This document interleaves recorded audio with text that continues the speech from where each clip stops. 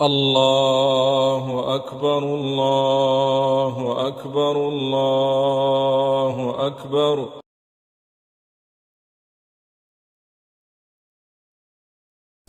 Alors on va voir, bi'idhnillahi tabaraka wa ta'ala wa billahi tawfiq, comment accomplissait le prophète alayhi salatu wa salam la prière.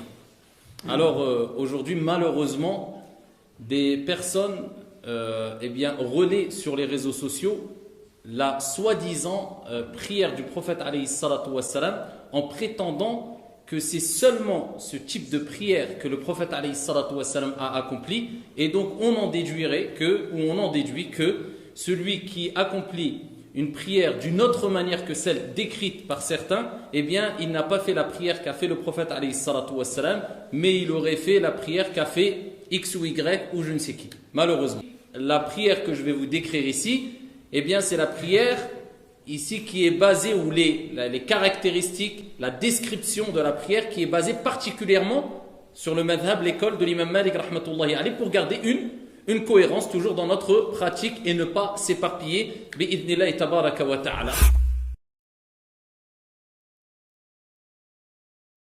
Donc en face de la qibla, je vais commencer avec le takbir, takbiratul ihram. C'est le fait de dire Allahu Akbar, Allahu Akbar. Alors le fait de dire Allahu Akbar, de prononcer, pas de lever mes mains, de dire Allahu Akbar, c'est une obligation, c'est obligatoire. Celui qui délaisse volontairement sa prière, elle est nulle.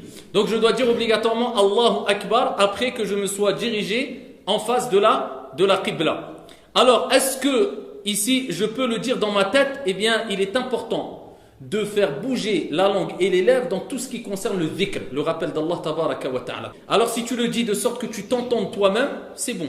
Allahu Akbar. Lever les mains à la hauteur des épaules, eh bien cela fait partie ni des obligations ni des sunan, mais des mandoubat. Donc ça veut dire que si quelqu'un rentre dans la prière et dit Allahu Akbar, salatuhu sahiha, sa prière elle est authentique, valide, il n'y a aucun problème à cela. Donc on dit Allahu Akbar. Si je ne lève pas mes mains, je dis Allahu Akbar, ma prière elle est valide, il n'y a aucun problème. On a compris? Garder son corps droit est une obligation. Je ne peux pas commencer ma prière comme ça, alors je peux me mettre en position droite. Il faut savoir qu'il faut garder les yeux ouverts. Car ici, le fait de fermer ses yeux est déconseillé. Ce n'est pas interdit, mais c'est déconseillé de fermer les yeux, sauf si une raison valable eh bien, te pousse à fermer les yeux, c'est-à-dire si tu n'as pas d'autre moyen de te concentrer qu'en fermant les yeux. À ce moment-là, tu peux fermer les yeux, mais à la base, il est makrouh de fermer les yeux.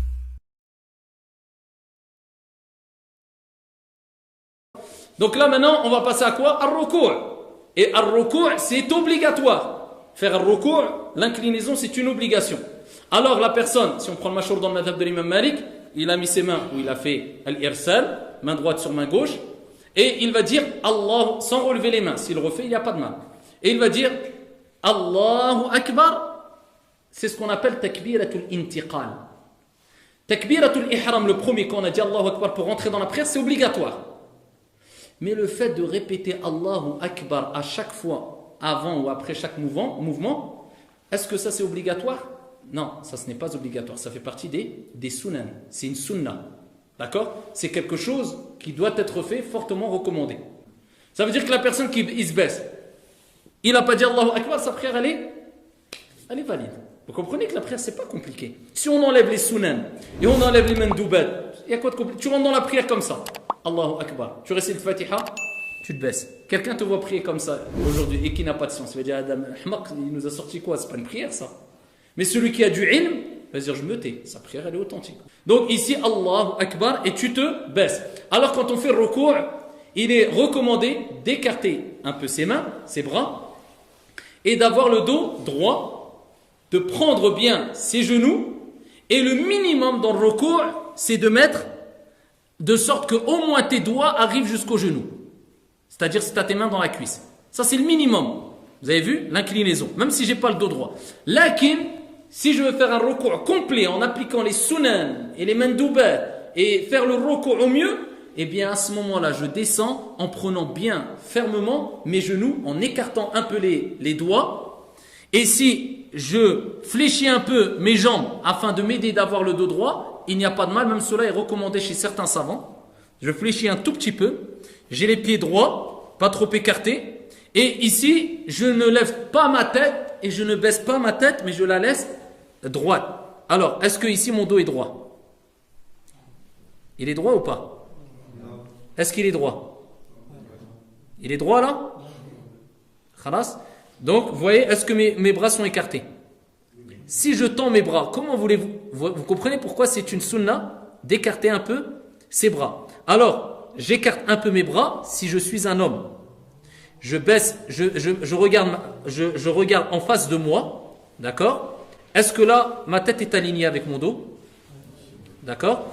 Et si je suis une femme, il est recommandé, par contre, elle, de rentrer un peu ses bras. Il est recommandé de rentrer ses bras pour la femme, dans le madhab de l'imam Malik, et pour l'homme, d'écarter un peu les bras. Alors, ce qui fait partie des obligations tout au long de la prière, c'est dans chaque posture, je respecte at-tuma'nina, l'apaisement. Je ne peux pas faire comme ça. Allahu Akbar, Sami'a Allahu liman. Là, ma prière, elle est nulle. Donc, ici, Subhana Rabbiyal Azim. Ok, 3 fois. Et j'ai gardé une position, un apaisement, je ne me précipite pas. Et ensuite, je me relève. Sami'a Allahu liman hamida. Sami'a Allahu liman hamida, sunnah. Ça veut dire celui qui ne l'a pas dit, la base. Vous voyez, c'est simple. Quelqu'un même qui n'a pas tous les mots, sa prière, elle sera valable.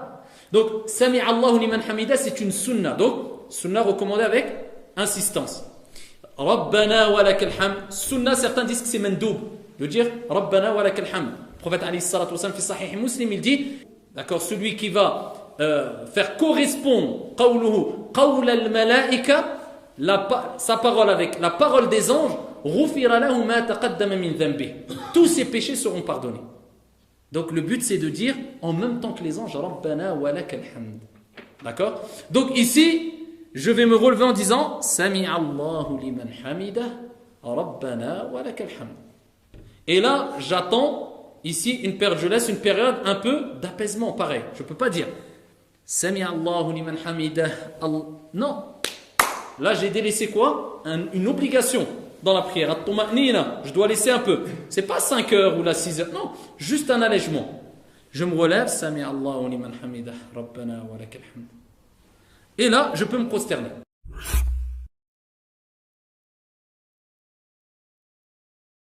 Et là, je passe à quoi? Au sujoud. Sujoud, c'est quoi au sujoud? Obligatoire? Obligatoire? Obligatoire.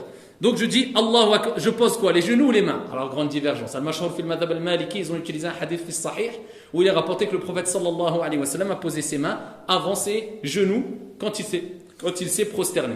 Et d'autres ont interprété le hadith en disant que non, c'est les genoux avant les mains. Ils divergent les savants et certains disent que tu fasses les genoux ou les mains, les deux sont bons. Il n'y a pas une seule obligatoire prière qui est bonne, les autres sont innovateurs. Ça, enlevez ça de votre tête. D'accord? Donc, ici, Al-Mashhur fil madhab al-Maliki, c'est on pose d'abord les mains. Allahu Akbar, en posant d'abord les deux mains, ensuite les genoux. Ok. Donc, avant de rentrer dans les détails, ici, il faut savoir que quand j'ai posé mes mains et mes genoux, je pose ma tête. Mais qu'est-ce que je pose? Le front et le nez. Il faut savoir que dans le madhab al-Maliki, il est obligatoire, ça fait partie des obligations, de poser une partie du front au moins. Si tu as posé une partie du front, c'est bon. Si tu as posé tout le front, c'est encore mieux. Par contre, le nez. Alors, contrairement à Al-Jumhur, ils disent que ce n'est pas obligatoire, mais c'est une sunna. Lakin, pour sortir de la divergence, parce que certains savants disent que si tu n'as pas collé le nez, ta prière elle est battée là, dans d'autres écoles juridiques, le mieux, sort de la divergence et colle ton nez aussi. Donc, on dit Allahu Akbar et on pose son front, son nez, ses deux mains, les doigts en face de la Qibla, direction de la Qibla. Et ici, on écarte, pas de mal à qu'il soit même écarté un tout petit peu, même serré, il n'y a pas de mal. Et on écarte un peu les bras. Comme il a été rapporté, le prophète alayhi salatu wassalam écartait ses bras de sorte qu'on voyait la blancheur de ses aisselles. Contrairement aux femmes, il est recommandé pour elles dans la prière, comme dans le recours, de ranger les bras. On écarte pour l'homme les cuisses du ventre. D'accord, on laisse un écart. Contrairement à la femme dans la prosternation, il est recommandé à elle qu'elle rapproche le ventre des des cuisses, c'est comme si elle va se recroqueviller, si on veut, sur elle-même. D'accord? Suivez bien. Les pieds derrière. Alors, on va les mettre en position verticale et on va les appuyer, on va appuyer les orteils contre le sol. Est-ce qu'on va réunir les pieds? Oui ou non? Non. On doit écarter les pieds. Pourquoi? Parce que la règle de base dans les pieds et dans la prière, c'est quoi? Qu'ils sont toujours écartés. Donc, poser son avant-bras par terre, il ne faut pas le faire. Il faut toujours, dans tous les cas, lever l'avant-bras. Il faut qu'il soit levé comme ça pour la femme ou comme ça pour l'homme, écarté. D'accord? Donc, pour l'homme, ainsi. Et donc là, je dis Subhana Rabbiyal A'la à 3 reprises. En me levant, je dis Allahu Akbar.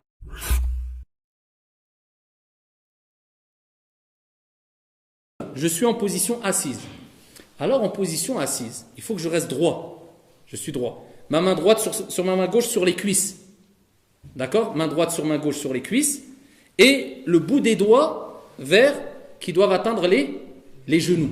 La jambe gauche sous le tibia ou la jambe droite, on est d'accord? Et de garder le pied. Donc le pied droit, je ne vais pas l'étaler comme ça, mais je vais le garder en position verticale en appuyant sur les orteils. Et je vais me rabattre sur mon flanc gauche. C'est ce qu'on appelle le tawarruk. Alors ceux qui ont du mal à faire cette position-là, eh bien il y a une troisième position qui est acceptée et il y a des textes qui le rapportent. C'est le fait de lâcher, laisser détendre le pied droit de sorte que le côté du pied eh bien, soit en contact direct avec le sol. Et cette position est beaucoup plus facile pour ceux qui ont du mal à redresser le pied de manière verticale. Donc ainsi.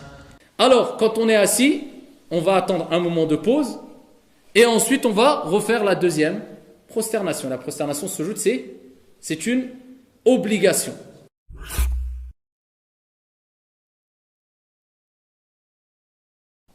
Alors les deux tashahhud, le premier tashahhud et le dernier tashahhud, c'est quoi? Sunnah, obligatoire ou mandoub? Sunnah. Les deux tashahhud, sunnah.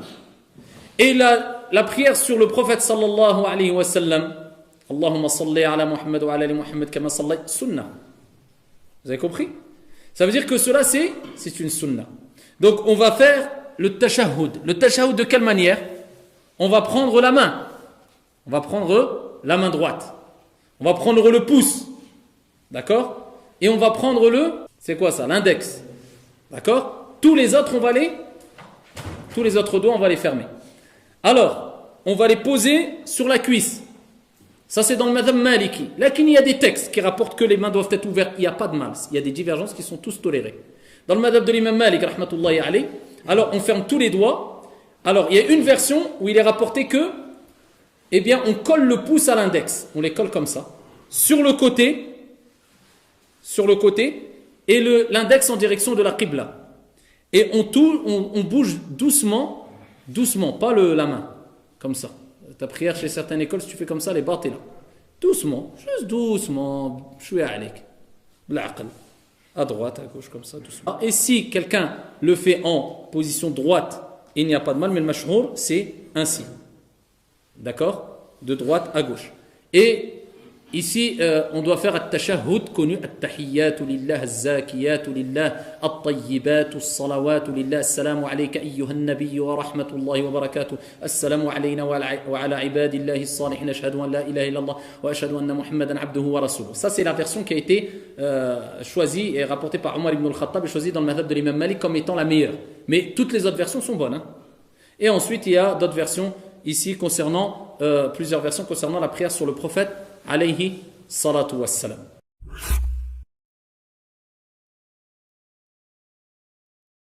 J'ai terminé et je fais le taslim. On avait dit que dans le madhab de l'imam Malik, c'est de faire une seule fois le taslim. As-salam, en commençant devant. Assalamu alaykum. C'est sur quoi était d'accord Abdullah ibn Umar radiyallahu anhu wa an abi. Aïcha radiyallahu anha wa arda qui a dit j'ai vu le prophète sallallahu alayhi wa sallam prier fi sahih et il a dit une seule fois assalamu alaykum et celui qui veut dire ce que disent la majorité des autres écoles. Assalamu alaikum wa rahmatullah. Assalamu alaikum wa rahmatullah. Il n'y a pas de mal aussi. Ici, incha'Allah ta'ala, il n'y a aucun problème.